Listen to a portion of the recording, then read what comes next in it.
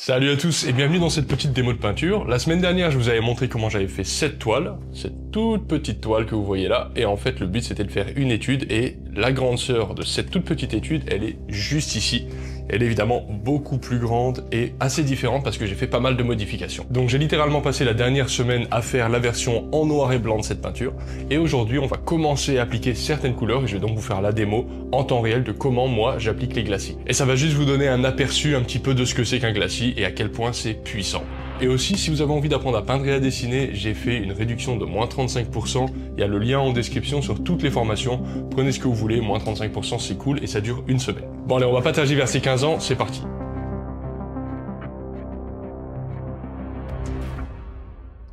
Alors avant de faire les glacis, je vous montre un petit peu la toile. Premier plan avec des herbes, la statue toujours magnifique qui se trouve sur Paris, assez détaillée, fond avec des éclairs. Une énorme tornade qui se prépare, on a vraiment un contexte vraiment très apocalyptique, beaucoup de textures sur la pierre, même pas forcément terminé, hein, il y en aura certainement plus après.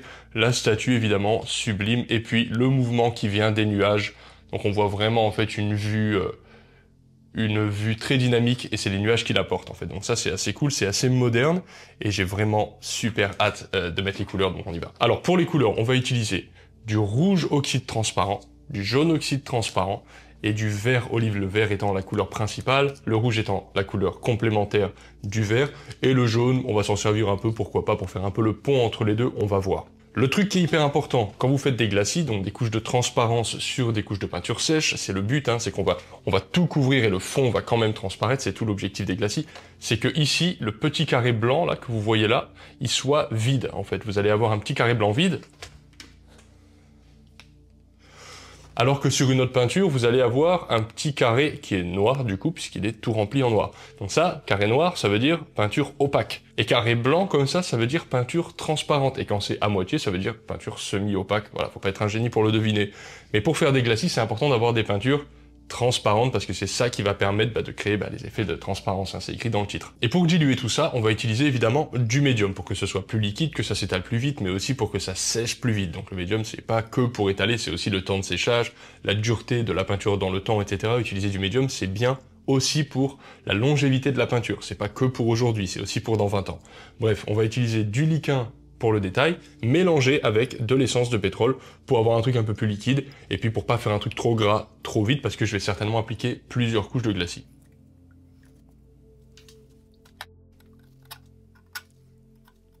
Et maintenant sur ma palette, j'ai donc du vert que je peux mélanger avec du jaune, pour voir un petit peu ce qui se passe. Je peux même le mélanger avec un peu, pourquoi pas, de rouge, pour voir un petit peu ce qui se passe. Et j'expérimente un petit peu mes couleurs avec du médium. Là on a du blanc, c'est intéressant de voir ce qui se passe. Pour voir un peu comment elles réagissent les unes avec les autres. Quand c'est trop vert pur, je trouve que c'est un peu trop vert. Quand c'est coupé avec du jaune, j'aime bien. Quand c'est coupé avec du rouge, il y a un côté un peu plus boueux. C'est normal, hein, rouge et vert, c'est couleurs complémentaires, donc ça désature un petit peu. Donc je pense que je vais plutôt partir sur un mélange de vert olive avec du jaune oxyde. Et je pense que ça va donner une jolie couleur assez dorée. Et ça m'intéresse. Donc je vais aller avec ce pinceau et on va étaler ça. Parce que là, c'est vraiment puissant, là, ce que je viens de faire. Mais vous allez voir, en l'étalant,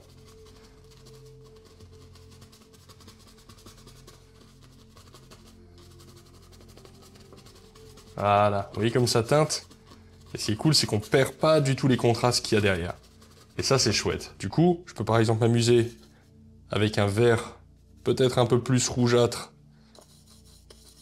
peut-être même carrément rouge, pourquoi pas, et à essayer peut-être d'en mettre un peu là. L'avantage de ce pinceau, c'est qu'il fait des taches aléatoires, donc ça laisse même un petit peu en transparence parfois des zones où la peinture n'est pas allée, comme ici par exemple on voit une grosse désaturation, et franchement ça rend super bien parce que ça laisse le côté un peu pierre, et de toute façon des glacis on peut en passer plusieurs couches, donc ça sert à rien d'aller trop fort d'un coup. Attention, c'est un peu jaune, peut-être partir un peu plus vert, et ensuite quand le glacis il est posé, là par exemple il est posé quoi, je peux revenir et retravailler dans le glacis, comme ça par exemple. C'est pas du tout interdit. Le glacis, tant qu'il n'est pas sec, on peut le remanipuler, on peut l'éclaircir, on peut le foncer, on peut l'enlever, on peut en rajouter, on peut faire ce qu'on veut. On peut même, après, histoire d'enlever un petit peu pour pas que ce soit trop fort d'un coup, on peut venir estomper un peu tout ça avec un chiffon. Voilà, ça fait un glacis plus doux, plus léger. La dernière fois, je disais qu'on avait besoin de pinceaux qui correspondaient en fait avec le moment, selon ce que vous voulez faire. Là, par exemple, j'ai envie d'avoir un peu de texture, ben, j'ai un pinceau super dur. Ce pinceau-là, il est pas du tout théoriquement fait pour faire des glacis, et pourtant, ça n'empêche pas de le faire, ça dépend de ce qu'on veut. Alors, les zones qui sont très foncées, plus la zone est foncée, moins elle sera teintée par le glacis. Là, par exemple, j'ai un glacis vert que je passe à la fois sur le clair et sur le foncé. Toutes les zones de clair, elles prennent le glacis très fort. Toutes les zones de foncé, ben, elles sont vachement moins sensibles au glacis. C'est complètement normal. Ça teinte quand même, on voit que le foncé devient quand même vert, mais c'est un vert, voilà, vert très transparent, très foncé. Donc ça, quand on fait la grisaille, c'est-à-dire quand on fait la peinture en noir et blanc dans un premier temps, c'est un truc qu'on peut aussi anticiper, c'est-à-dire essayer de faire une grisaille où il n'y a pas des noirs trop noirs. Comme ça, le glacier après, il peut influencer la couleur un peu plus, quoi. Et vous voyez, j'y vais doucement, je pense que plus tard, le vert sera plus puissant que ça. Et pour le moment, j'y vais tranquille parce que les glacis, on peut en appliquer plusieurs couches. Donc demain ou après-demain, quand ce sera sec, j'appliquerai certainement une autre couche de glacis de couleur. Ensuite, je reviendrai sans doute avec un peu plus de blanc, enfin un peu plus de couleur claire, pour revenir retravailler quelques détails. Il est vraiment magnifique ce jaune oxyde là. Je pense que je vais en appliquer à 2-3 endroits un peu plus parce que vraiment je le trouve trop beau. Par exemple ici. Donc là, je suis reparti sur un pinceau plus doux, moins texturé. On peut quand même faire des textures avec, mais clairement il est beaucoup moins texturé. Et après, vous voyez, voilà, le glacis, c'est pas une couche homogène de couleurs. Pas forcément. Là, vous voyez, je m'amuse. Je mets un peu de rouge, un peu de jaune. Moi, au début, quand je m'intéressais au glacis, je passais des glacis d'une couleur un peu partout, et je les modifiais pas vraiment. Alors qu'en fait, on peut largement, dans le glacis lui-même, s'amuser à modifier la teinte, les températures, même le clair et le foncé, mais bien que ce soit pas vraiment le but du glacis de modifier le clair et le foncé, mais on peut le faire.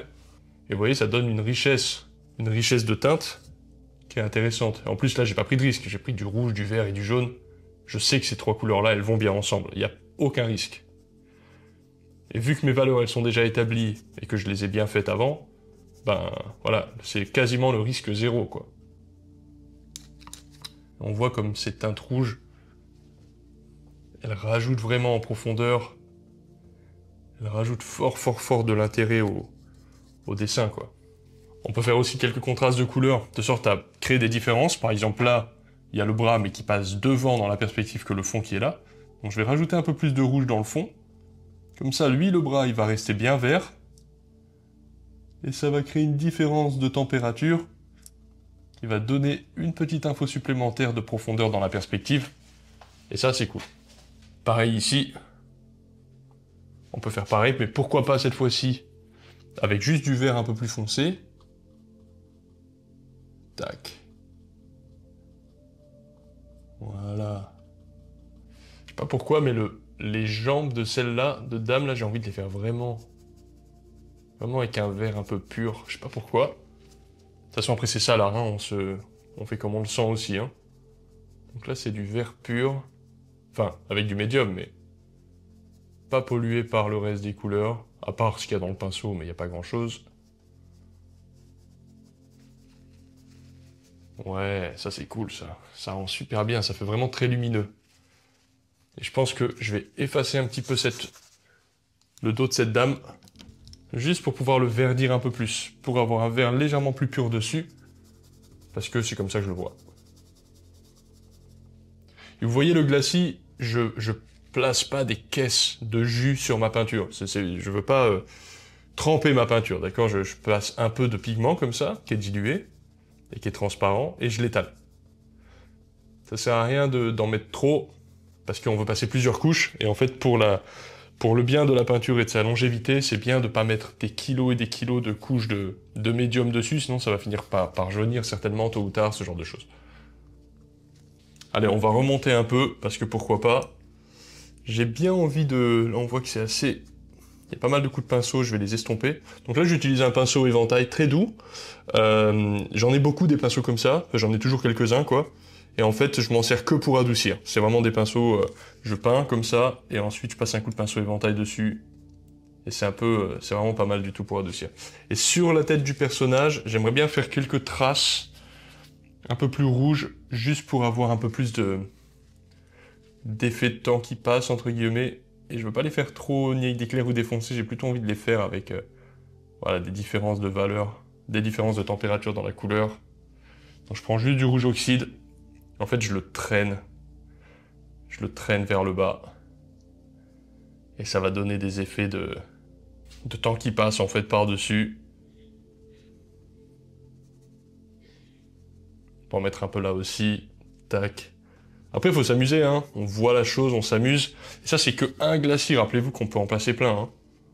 Moi, généralement, je passe entre une couche et 5 couches de glacis, je dirais, selon les zones. Alors, pareil ici, on peut s'amuser à créer des effets de temps qui passe en ajoutant un peu des textures, en tapotant comme ça. Et pour adoucir, l'avantage de ces pinceaux éventail, c'est qu'ils sont tellement légers, en fait, qu'on adoucit vraiment sans enlever les contrastes. On ne fait qu'enlever les coups de pinceau, mais on n'enlève pas les contrastes. Et ça, c'est vraiment, vraiment pratique. Parce que le risque, en fait, quand on cherche à adoucir une peinture, c'est de la rendre fade.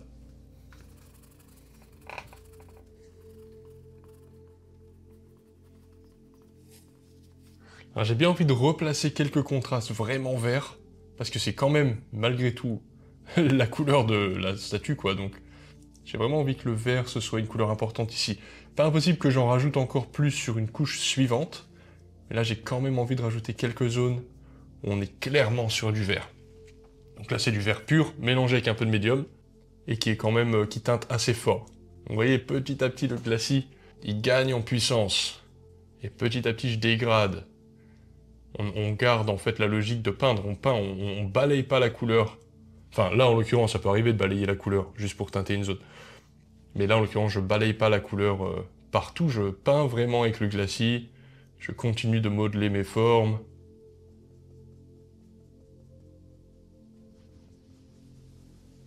Maintenant, pour finir, un truc que j'aime bien faire, c'est enlever un petit peu du glacis pour faire ressortir quelques lumières. Parce que le glacis, mine de rien, il fonce un peu. Donc forcément, il fausse un petit peu les valeurs que j'avais posées avant. Pas beaucoup, hein, mais un petit peu.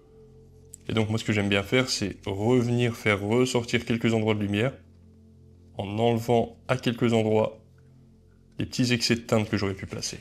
C'est pas grand-chose, faut pas trop en enlever. Je pourrais toujours rajouter du blanc au besoin. Mais c'est plus facile d'enlever que de repeindre. Et ça crée des nouvelles variations. Vous voyez là, petit point de lumière sur la feuille. Là aussi, là aussi.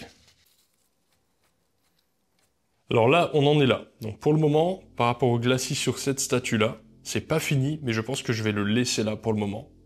J'aime bien, je trouve que c'est une bonne balance de couleurs. J'ai hâte de continuer, mais à mon avis, pour un premier glacis, ça suffit. Et j'aime bien les effets de température qui sont là, c'est assez sympa. Là aussi, t'as du jaune, t'as du vert, t'as des verts plus pâles, des verts plus denses, mais je vais clairement densifier les verts de façon globale, mais une prochaine fois. Bon, fin de la démo, j'espère que ça vous a plu. Vous avez vu, c'est hyper efficace. Pour le moment, évidemment, il y a surtout la statue qui est vraiment puissante. Le reste, ça va prendre petit à petit en puissance avec d'autres couches de glacis, etc., comme je l'ai expliqué. Et vous voyez que petit à petit, on se rapproche un petit peu du code couleur initial, sauf que là, c'est plus puissant, parce qu'il y a beaucoup plus de couches sur celle-là que sur celle-ci, quoi. Si vous êtes arrivé jusqu'à la fin, s'il vous plaît, commentez Paris, puisque c'est une statue qui se trouve à Paris, même si la vision est un petit peu chaotique maintenant quand elle sort de ma tête, mais c'est comme ça. Bon, je vous embête pas plus, passez une bonne journée et à bientôt.